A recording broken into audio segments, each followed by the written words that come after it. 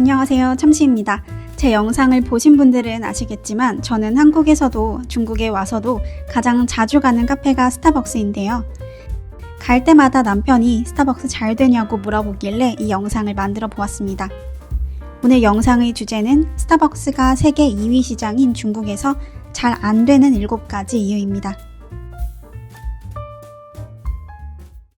스타벅스는 2024년 1월 31일 기준으로 중국 내 매장 수가 7,000점을 돌파했지만 여전히 매출이 시장 추정치에는 미치지 못한다는 평가입니다. 매장 수와 매출 기준에서 미국에 이어 두 번째로 큰 시장이 중국이기 때문에 스타벅스의 중국 매출은 스타벅스 주식에 큰 영향을 줄 수밖에 없습니다.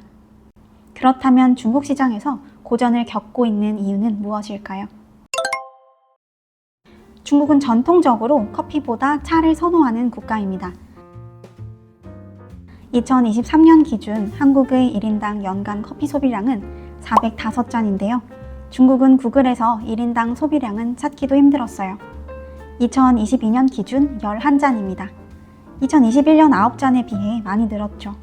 아무리 중국 내 커피 총 소비량이 늘고 있다고 하지만 비율 자체는 차를 선호하는 인구가 훨씬 높습니다.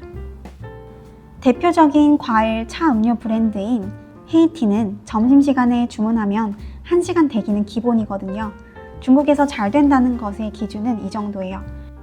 거기다가 중국은 과일이 정말 저렴하기 때문에 3,000원 정도의 과일 차 혼합 음료에 생과일이 가득 들어있어서 맛이 없을 수가 없더라고요.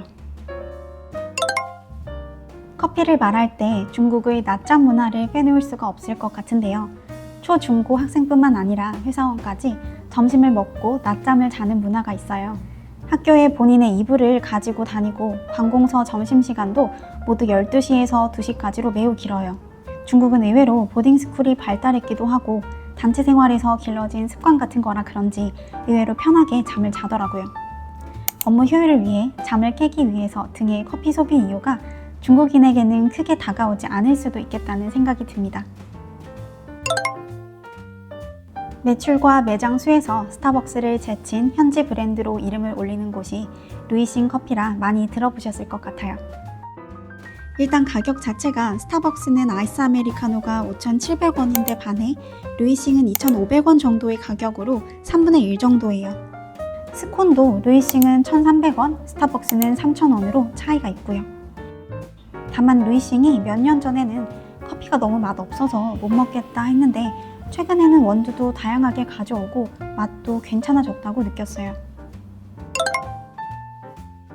가격을 뛰어넘으려면 매장이 주는 편안함이 있어야 할 텐데 루이싱은 매장도 있거든요.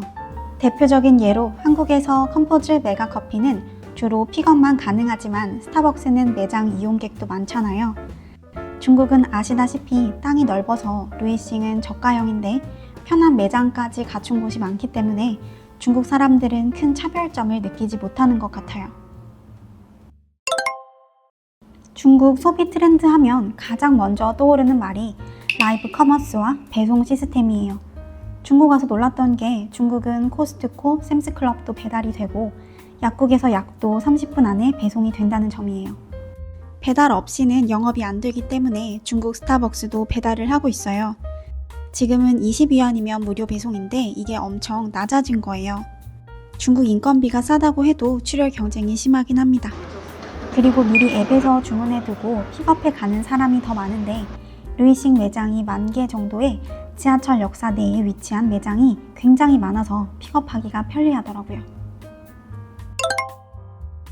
한국도 요즘 1인 1메뉴를 요청하거나 카공족이 논란이 될 정도로 카페 운영자에게는 민감한 사항들이 있는데요.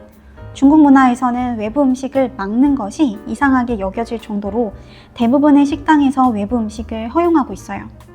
고깃집에서 콜라나 음료를 옆 편의점에서 사온다거나 허거를 먹을 때 과일 주스를 사와서 같이 먹는 일이 비일비재해요. 그러니 스타벅스는 어떻겠어요? 메뉴를 주문하지 않고 앉아 계시는 분들도 있고 공부하다가 점심 메뉴 배달로 픽업해서 계속 앉아서 식사하시는 분들도 많아요. 가방 두고 나가서 식사하고 와서 다시 공부하거나 일을 보는 경우도 정말 많이 봤어요. 저야 소비자니까 좋다 나쁘다 할 일은 아니지만 중국도 계속 인건비가 올라가는 상황에서 카페 외출에는 악영향을 줄 수밖에 없다고 생각합니다. 마지막으로 오랜 이용자로서 중국 스타벅스의 개선이 절실한 부분은 MD 제품과 베이커리 코너입니다. 한국에서는 시즌 음료가 나오면 화제가 되는 제품이 종종 생겼잖아요. 중국에서는 시즌 음료가 나오면 저는 보통 피하고 봅니다. 새롭게 시도하는 맛없는 메뉴라서요. 그리고 샌드위치나 빵이 먹을 만한 게 정말 없어요. 텀블러도 늘 사용하는 거니까 괜찮은 제품이 나오면 사곤 했었는데 중국 와서는 손이 가는 제품이 없어서 못 사고 있어요. 반면에 루이싱은 코코넛 라떼, 마오타이 라떼에 세서미 캐릭터와의 콜라보 등 화제가 되는 상품이 계속 출시되고 있어요. 눈에 보이는 게 다가 아닐 수 있지만 한국에서처럼 1위인 스타벅스 매출이 나머지 상위 9개의 매출을 다 합친 것보다 많은 것과 같은 압도적인 지위는 중국에서 불가능하다고 봅니다. 큰 변화가 없다면 저는 스타벅스 주식은 사지 않을 것 같습니다. 오히려 중국에서만 보자면 저는 맥도날드 주식을 살 텐데 그 이유는 나중에 풀어보겠습니다. 오늘도 영상 봐주신 모든 분들께 정말 감사드립니다. 도움이 되셨다면 구독, 좋아요도 부탁드릴게요.